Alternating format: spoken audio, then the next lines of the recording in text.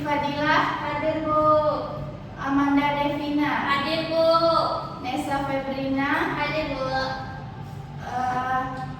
Nurul Hadifa. Hadir, Bu. Oke, hadir semua ya. Nah, ada yang tahu nggak hari ini kita belajar apa? Tahu, Bu. Tahu, Bu. Apa tuh?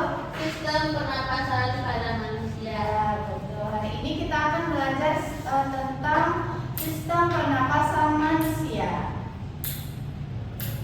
Nah, sebelumnya ada yang tahu nggak sistem pernapasan itu apa?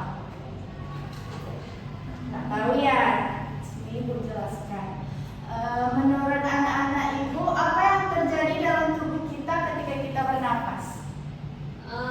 Saat oksigen masuk, itu memompa ke paru-paru dan juga memompa untuk peredaran darah, Bu.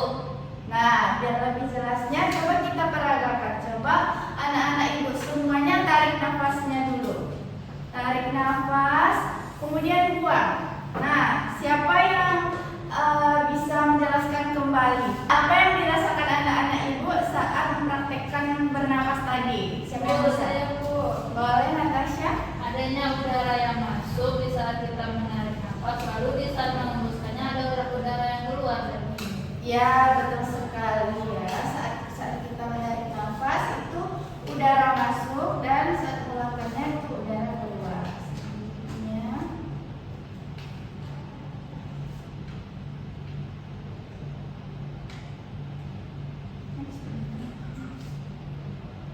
Nah, pengertian sistem pernapasan manusia adalah sistem organ yang berfungsi untuk mengambil udara atau oksigen dari luar ke dalam tubuh kita dan mengeluarkannya berupa karbon dioksida sebagai sisa metabolisme tubuh kita. Kemudian di sini ada fungsi sistem pernapasan. Fungsinya ada 5. Anak-anak Ibu ada yang tahu nggak di sini fungsinya apa saja? Yang tahu boleh angkat tangan. Siti Fadilah, coba sebutkan. Yang pertama itu ada mengambil oksigen untuk kebutuhan tubuh. Yang kedua, mengeluarkan karbon dioksida. Yang ketiga, membantu menghasilkan suara. Yang keempat, mengatur suhu dan kelembapan suara. Dan yang terakhir itu menyaring udara yang masuk, Bu. Ya, betul sekali. Fungsinya ada 5. Yang pertama mengambil oksigen untuk kebutuhan tubuh. Kemudian yang kedua mengeluarkan karbon dioksida sebagai sisa metabolisme tubuh kita. Selanjutnya membantu menghasilkan suara, mengatur suhu dan kelembapan udara, dan yang terakhir menyaring udara yang masuk. Oke. Selanjutnya ada organ sistem pernapasan. Siapa yang tahu organ apa yang pertama pada sistem pernapasan? Ya, boleh Amanda. Ada hidung, Bu. Boleh, hidung ya. Hidung itu apa sih? Siapa yang tahu? Nah, boleh Natasha. Hidung itu tempat masuknya udara yang pertama. Betul, hidung itu tempat masuk udaranya yang pertama. Dan di dalam hidung ini ada rambut-rambut halus untuk menyaring udara yang masuk dari luar. Dan fungsi dari rambut-rambut halus ini, fungsi dari hidung ini bisa menghangatkan dan melembabkan udara yang masuk ke dalam tubuh kita. Selanjutnya ada faring atau tenggorokan. Faring ini ada yang pernah dengar belum? Belum ya. Faring ini adalah penghubung antara hidung dan laring. Kemudian jalur udara menuju paru-paru juga. Selanjutnya ada laring. Laring disebut juga kotak suara untuk menghasilkan suara. Bentuknya seperti itu ya. Anak-anak Ibu silakan perhatikan ke depan ya untuk melihat gambarnya.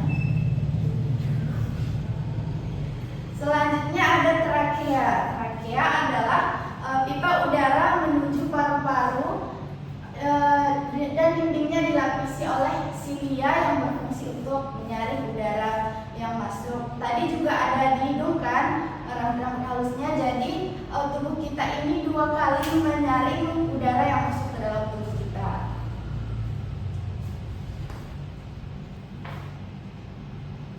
Nah, selanjutnya ada bronkus dan bronkiolus. Bronkus adalah cabang dari trakea menuju paru-paru kanan dan kiri. Di sini bronkus itu ada di sini ya, anak-anak ibu. Nah, dia mempunyai cabang ke kanan dan ke kiri. Cabangnya disebut dengan bronkiolus. Selanjutnya ada alveolus. Ada yang tahu bentuk alveolus itu seperti apa? Seperti anggur, Bu. Iya, betul sekali. Bisa diperhatikan dari gambar di situ. Mirip sekali dengan anggur. Fungsinya tempat pertukaran gas oksigen dan karbon dioksida. Dan alveolus ini dikelilingi oleh pembuluh darah kapiler. Nah, ada dua proses pernapasan, yaitu inspirasi dan ekspirasi. Apa sih yang dimaksud dengan inspirasi dan ekspirasi itu? Ibu jelaskan inspirasi yang pertama dulu ya. Inspirasi itu proses masuknya udara ke dalam tubuh, dan ekspirasi proses keluarnya udara dari tubuh kita. Nah, dari kedua ini mempunyai perbedaan ternyata. Perbedaannya adalah kalau inspirasi diafragmanya berkontraksi atau turun. Kalau ekspirasi diafragmanya relaksasi atau dia naik. Kemudian inspirasi rongga dadanya membesar, ketika ekspirasi rongga dadanya mengecil. Dan udara yang masuk ke paru-paru pada saat inspirasi juga pada saat inspirasi udara masuk ke paru-paru, dan pada saat ekspirasi udara keluar dari paru-paru. Oke, selanjutnya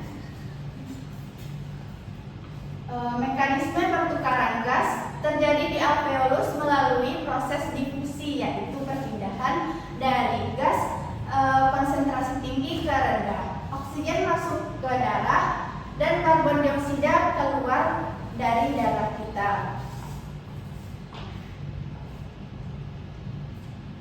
Nah, selanjutnya ada jenis pernafasan. Ada dua jenis pernafasan. Ada yang tahu nggak di sini apa saja jenis pernafasannya? Boleh, Nesa? Pernapasan dada dan pernapasan perut. Ada yang tahu nggak bagaimana sih pernapasan dada itu? Ibu, boleh Diva dulu. Kalau pernapasan dada itu menggunakan otot antar tulang rusuk, Bu. Ya, betul. Yang tahu dengan pernapasan perut siapa? Boleh, Natasha. Pernapasan perut itu menggunakan diafragma, Bu. Betul, seperti yang dijelaskan anak-anak ibu tadi, pernapasan dada menggunakan otot antar tulang rusuk, sedangkan pernapasan perut menggunakan diafragma. Selanjutnya ada gangguan sistem pernapasan. Gangguan ini disebut juga dengan penyakit. Ada yang tahu nggak penyakit apa yang berhubungan dengan pernapasan? Boleh, Amanda? Asma, Bu. Asma. Selanjutnya siapa lagi, ada yang tahu? Boleh, Dila? Batuk, Bu. Batuk. Oke, yang lain? Bu. Oke, Nata. Biasanya ada yang TBC itu pernapasan juga, Bu. Kalau TBC itu penyakit pernapasan itu sudah masuk ke infeksius ya, itu lebih parah dan tingkat penularannya sangat tinggi. Selanjutnya ada yang tahu lagi? Ada ya. Ibu jelaskan tadi disebut oleh teman-teman yang lainnya juga, ada asma. Ciri-cirinya itu sulit bernafas karena saluran pernapasannya menyempit. Selanjutnya influenza yang dijelaskan oleh Dila, yang disebutkan oleh Dila seperti pilek, batuk atau hidung tersumbat. Selanjutnya bronkitis. Ini belum pernah didengar oleh anak-anak ibu ya. Bronkitis ini peradangan pada saluran pernapasan. Dan yang terakhir tuberkulosis yang disebutkan oleh Natasha. Tuberkulosis ini merupakan penyakit infeksius ya. Jadi dia pengobatannya harus rutin juga, pokoknya penyakitnya yang serius. Selanjutnya, cara menjaga kesehatan pernapasan.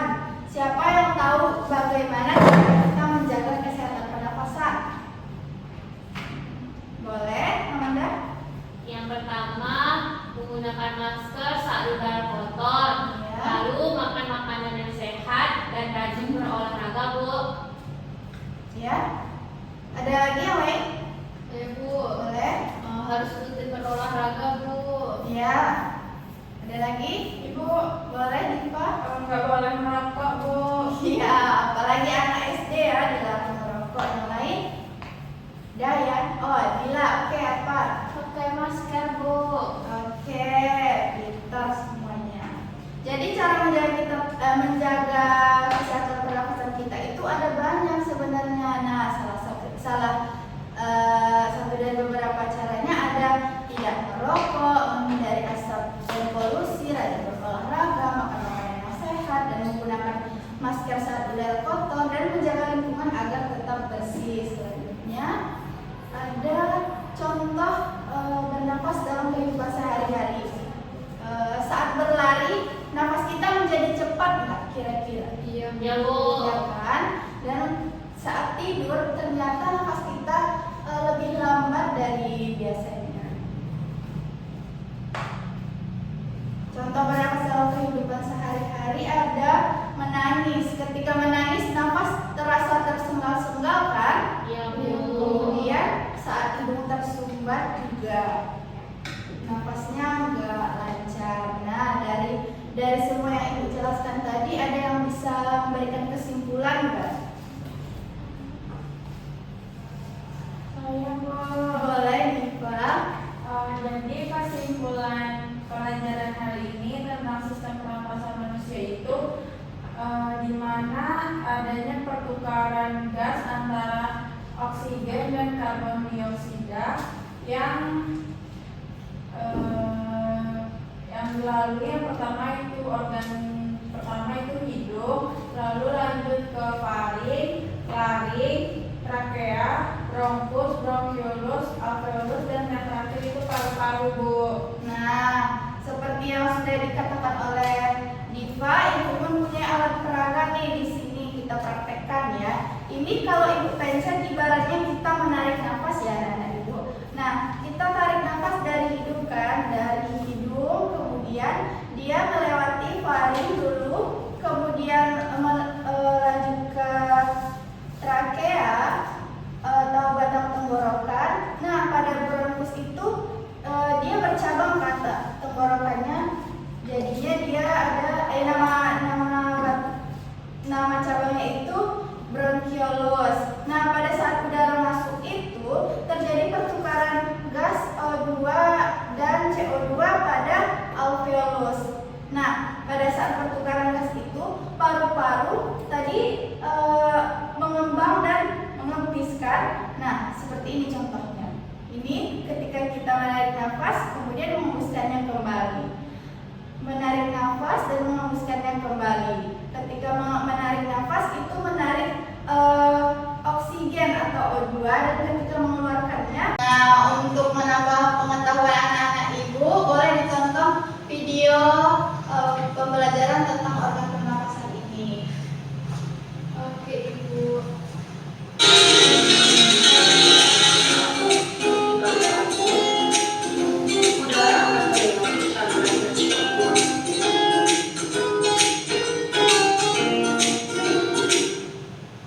Setelah menonton video pembelajaran tadi, Ibu harap anak-anak Ibu dapat menambah pengetahuannya. Selanjutnya, Ibu akan kasih lembar kerja peserta didik untuk anak-anak Ibu kerjakan semuanya ya.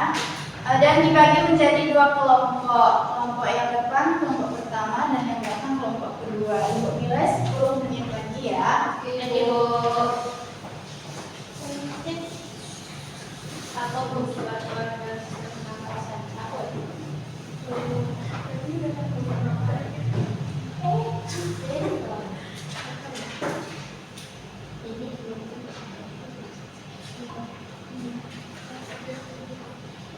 Yang sudah siap boleh kumpulkan ke depan. Oke, Bu. Tapi yang kelompok yang satu. Ibu. Oke, terima kasih. Oke, terima kasih. Selanjutnya kita